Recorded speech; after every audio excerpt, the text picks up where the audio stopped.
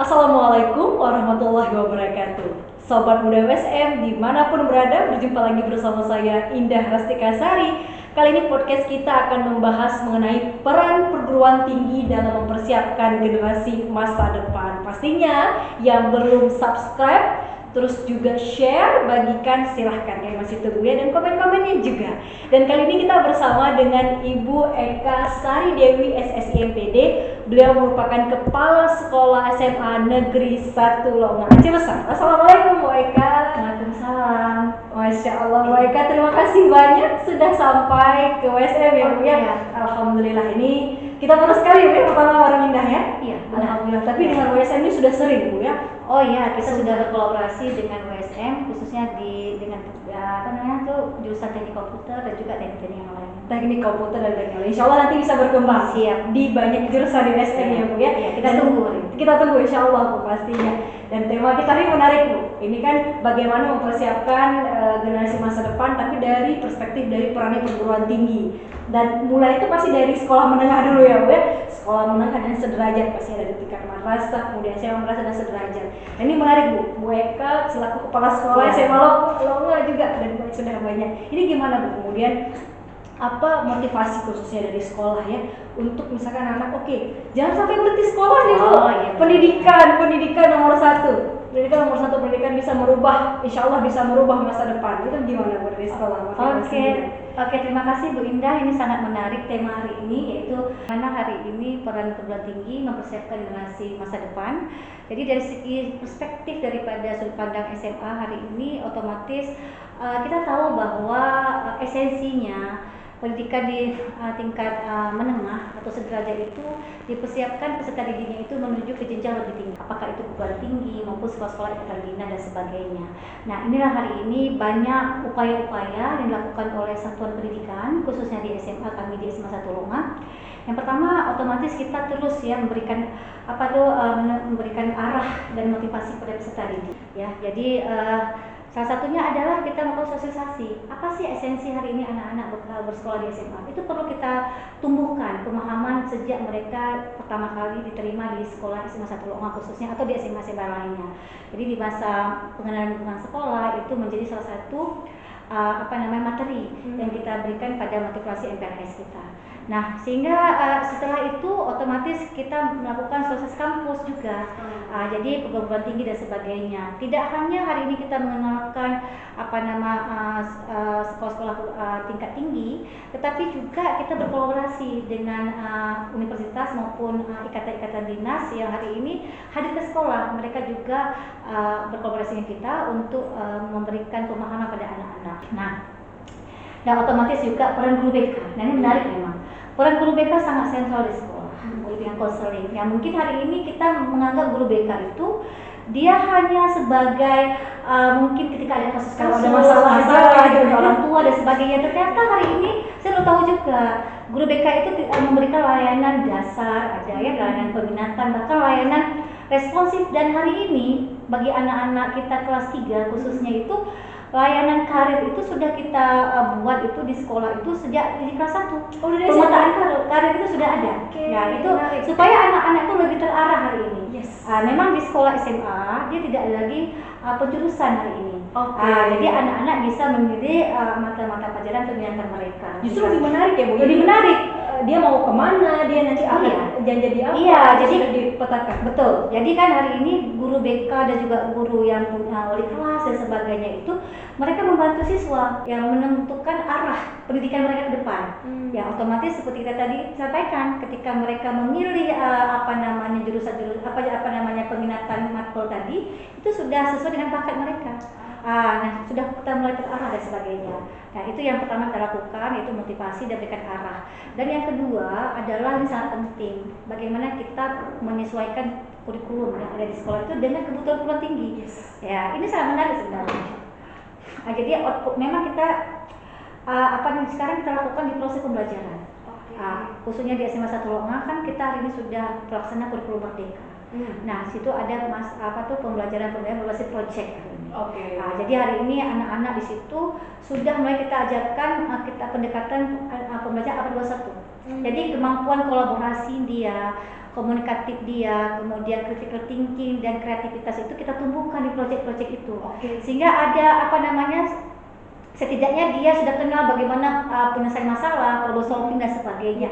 Nah, itu sangat dibutuhkan suatu hari. Kami yakin dan percaya ketika mereka masuk perguruan tinggi, kompetensi-kompetensi dasar itu sangat dibutuhkan. Dan sebagainya. Nah, otomatis di sekolah juga persiapan ke jalur masuk tes perguruan tinggi juga kita lakukan, dipersiapkan juga. Karena hari ini itu menjadi program wajib kita dan sebagainya, kita kooperasi dengan orang tua untuk mendukung.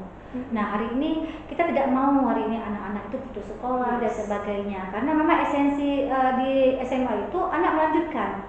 Tetapi tidak semua anak mungkin mereka itu melanjutkan karena faktor-faktor ekonomi, faktor mungkin mereka tinggal di daerah-daerah yang tertinggal dan sebagainya, mungkin bukan di SMA 1 Longa tapi di daerah-daerah lain. Sehingga di sekolah hari ini ada mata pelajaran kewirausahaan. Nah, ini menarik juga sebenarnya pemirsa semuanya, bahwa di sekolah SMA hari ini sudah dikenalkan untuk membentuk anak-anak yang jiwa entrepreneur. Harapannya adalah ketika anak mereka melanjutkan perguruan tinggi, mereka bisa mengambil skill-skill yang diberikan oleh guru dan sehingga bisa menjadi kemandirian di masyarakat. Namun ketika mereka melanjutkan perguruan tinggi, itu saya kira di perguruan tinggi juga dibutuhkan, karena di perguruan tinggi juga ada yang mengakomodir anak-anak untuk menemukan jiwa entrepreneur, saya kira. Nah, itu dari sekolah dan juga soft skill yang kita berikan ke anak-anak di bidang ekstrakurikuler, olimpiade, anak-anak ada OSIS hari ini, kita ada kemampuan leadership dan menulis dan sebagainya, itu juga sangat mendukung, Bu. Kita cetak hari ini, ketika anak-anak sudah kita cetak di tingkat menengah, ketika mereka hadir hari ini di perguruan tinggi, mereka tidak shock lagi. Sudah ada kemampuan dasar dia. Nah, itu yang kita lakukan, sehingga sekolah juga mengharapkan ada kolaborasi seperti kita lakukan kemitraan dan sebagainya dengan perguruan tinggi. Diharapkan program kemitraan itu juga bisa mengakomodir kebutuhan-kebutuhan bagi anak-anak. Misalnya contoh ya, Bu, yang menarik sekali ini mungkin agak panjang sedikit, USM misalnya. USM dengan teknik komputernya kita sudah lama berkolaborasi dengan dengan dosen-dosen di sana. Banyak mereka hari ini membantu sekolah. Salah satunya adalah membantu transformasi pendidikan di sekolah kita. Bentuknya misalnya percepatan digitalisasi. Jadi di awal kita hari ini tidak lagi ujian itu berbasis kertas. Jadi kita tidak mau hari ini paperless sekarang sudah. Jadi USM itu memberikan penguatan pada guru-guru kita. Nah, hari ini kita sudah berbasis CAT dan sebagainya. Dan malah hari ini presensi sudah berbasis elektronik dan sebagainya. Jadi kami melihat pengembangan strategi sekolah melalui kolaborasi khususnya kemitraan itu sangat mendukung. Sekarang khususnya di SMA 1 Longa, kita punya salah satu adalah bimbingan komputer. Nah, kami mengharapkan USM hari ini, USM yang khususnya di teknik komputer, jadi pemirsa bisa memfasilitasi anak-anak kami yang mungkin magang, yang waktunya itu agak sedikit, mungkin 1 atau 1 bulan atau 2 minggu dan sebagainya, untuk mereka dapatkan sertifikat pelatihan. Pelatihan jangka pendek seperti itu kira-kira. Artinya mereka mungkin bisa magang sebagai magang dulu di mana dan sebagainya, nanti akan diuji oleh USM, mungkin diberikan sertifikasi pelatihan dan sebagainya. Saya kira itu juga akan mendukung mereka nanti ketika mereka masuk ke USM ataupun ke tempat-tempat lain, universitas lain di bidang komputer dan sebagainya. Jadi mereka juga kita berikan soft skill-nya dan sebagainya. Bagaimana respon anak-anak, Bu? Ini kan sudah digitalisasi, USM juga sudah masuk dengan berbagai pengembangan itu, Bu. Ya, jadi untuk khususnya SMA Negeri 1 Longa, kami melihat begini, tren anak-anak hari ini kan sudah ke digital. Anak-anak semua pakai Android dan sebagainya.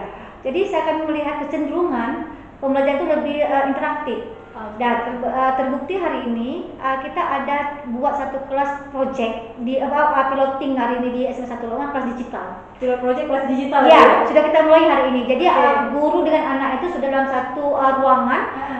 Memang kelas kita buat sedemikian rupa. Jadi pembelajaran itu sudah berbasis digital. Kelas berapa itu, Bu? Kelas 1. Kelas 1. Kelas 1. Ada satu kelas dari awal. Iya, sudah kita perkenalkan. Jadi ini merupakan salah satu best practice sekolah.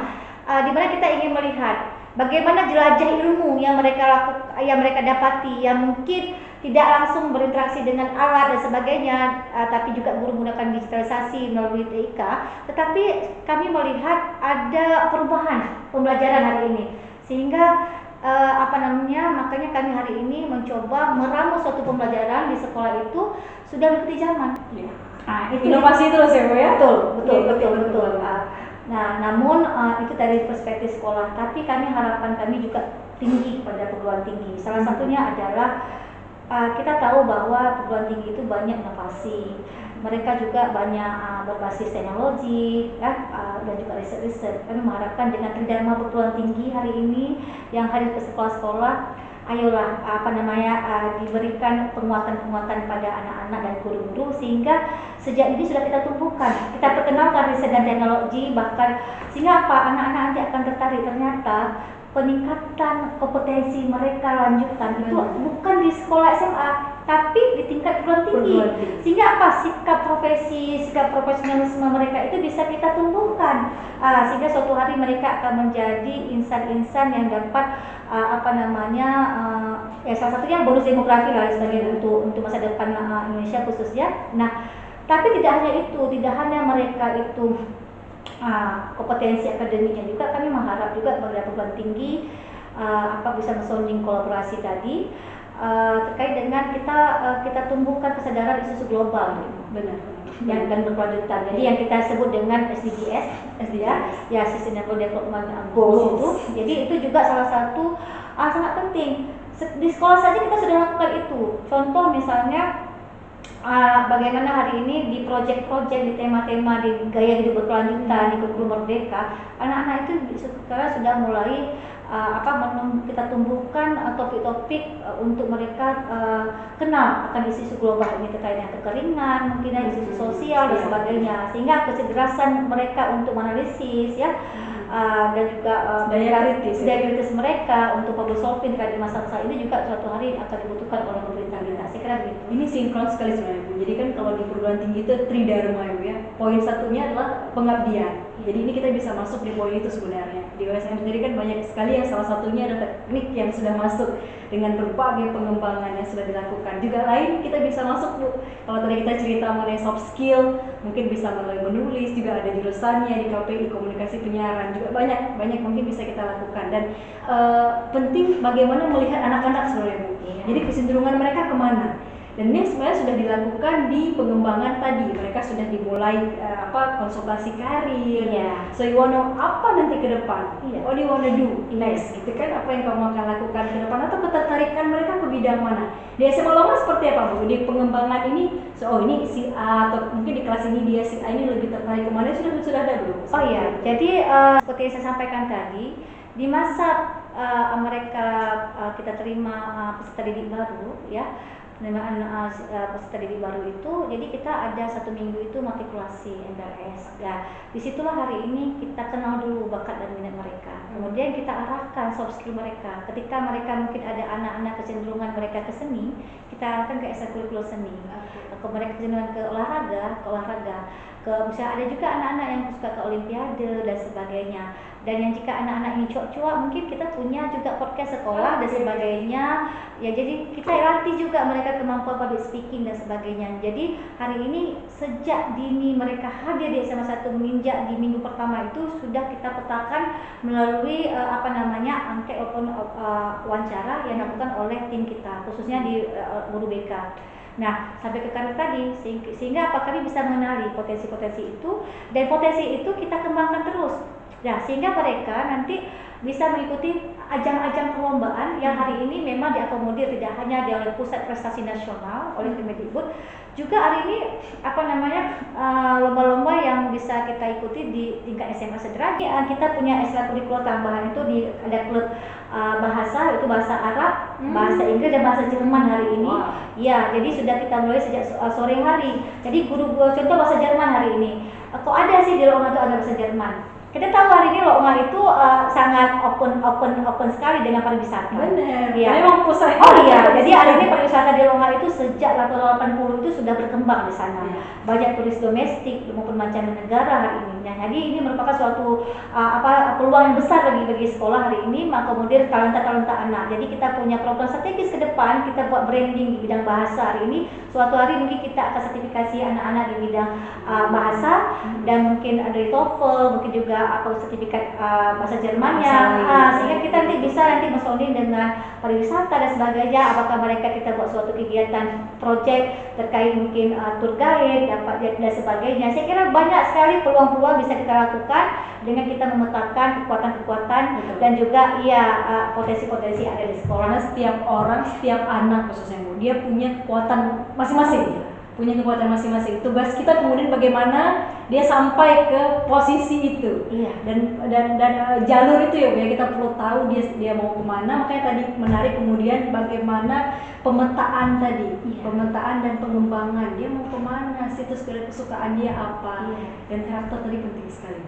Iya. Jadi apapun itu, ketika tidak punya karakter, nanti. Tapi kemudian ketika dia dengan posisinya apa dikuatkan dengan karakter yang luar biasa, insya Allah. Ya, benar. Itu terus kita lakukan di sekolah kita, sehingga harapannya adalah anak senang, guru tenang, orang tua bahagia. Jadi sehingga kepercayaan masyarakat untuk menitipkan anak-anak emas mereka ke SMA 1 Lokman khususnya bisa kita tingkatkan dari waktu ke waktu, dan juga kepuasan daripada kami guru ini hari ini bisa meluluskan anak-anak dengan kompetensi dan karakter yang sudah siap hari ini ketika mereka melanjutkan perguruan tinggi maupun jenjang-jenjang tinggi lainnya, sehingga nama alumni juga akan menjadi warna tersendiri bagi kita hari ini. Betul. Di USM Ibu, kembali kita ke pengabdian USM ini kan banyak sekali pengembangan EduSmart di sana Ibu ya, kayak Ibu bilang tadi. Sekarang malah pakai CAT dia ujiannya. Jadi kalau nanti insya Allah ke depannya ke CAT lagi udah terbiasa. Iya, jadi benar.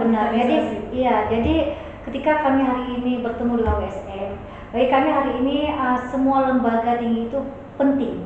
Ya, tidak mesti negeri maupun swasta. Yang terpenting hari ini kontribusi daripada institusi pendidikan hari ini bisa memberikan dampak yang positif bagi sekolah. Nah, terutama USM tadi, kenapa hari ini kami sangat concern sekali membangun kolaborasi yang setiap tahun kita bangun terus. Dan USM juga membantu pengembangan yang ada di sekolah kita, dan kami mengharapkan juga motivasi anak-anak ketika mereka mungkin tidak diakomodir mungkin di negeri, kita arahkan ke USM di prodi-prodi yang juga hari tidak kalah hari ini. Terbukti hari ini segala sesuatu yang kita lakukan di sekolah juga merupakan salah satu kompetensi yang dimiliki USM yang hari ini juga menumbuhkan kompetensi yang ada di sekolah. Sehingga apa-apa yang kita program di sekolah itu bisa kita akomodir dengan baik, terutama dengan bantuan USM di bidang komputer hari ini. Insya Allah dukungan kepala sekolah pasti. Oh ya pasti dong. Dukungan kepala sekolah luar biasa. Tadi tidak ada kepala sekolah. Insya Allah udah aman ya. Kalau insya Allah makin melejit. Insya Allah berkat doa semuanya guru-guru kami, anak-anak kita hari ini. Kenapa? Ketika kita buat program itu bukan karena keinginan kepala sekolah, tetapi karena kebutuhan sekolah. Maka sekolah itu melakukan suatu analisis kekuatan sekolah, apa sih kelemahan kita, peluang-peluang apa bisa kita ambil, dan tantangan-tantangan ke depan apa, sehingga hari ini sekolah itu harus sifatnya visioner. Sekolah visioner, sehingga kita harus ada perjalanan strategi ke depan. Hari ini misalnya ketika zaman memang di bidang teknologi, kenapa tidak kita dari bidang teknologi? Ya, jadi kita harapkan kepada guru itu terus mengembangkan kompetensinya, tidak hanya melalui daring maupun luring dan sebagainya.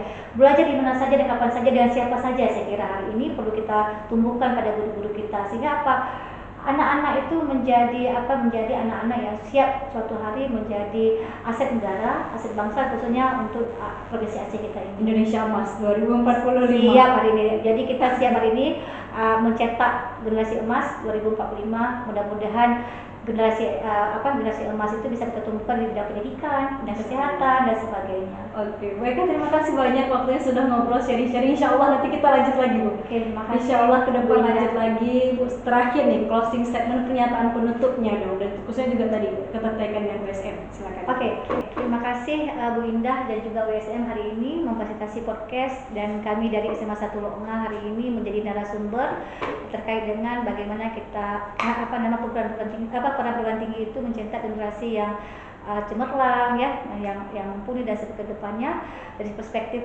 SMA. Dan kami sebagai pemirsa podcast USM, mari kita hari ini membuka kolaborasi strategi pengembangan sekolah itu dengan 3 strategi. Yang pertama strategi kolaborasi, salah satu yang kita lakukan hari ini berkolaborasi dengan perguruan tinggi khususnya OSM. Kemudian juga mungkin strategi policy kita, kebijakan kita lakukan di sekolah bisa mengakomodir daripada kebutuhan-kebutuhan yang ada di sekolah. Dan juga strategi care tadi. Care itu kepedulian, artinya bahwa kita hari ini peduli terkait dengan anak bangsa dan juga mendukung transformasi yang dilakukan oleh pemerintah.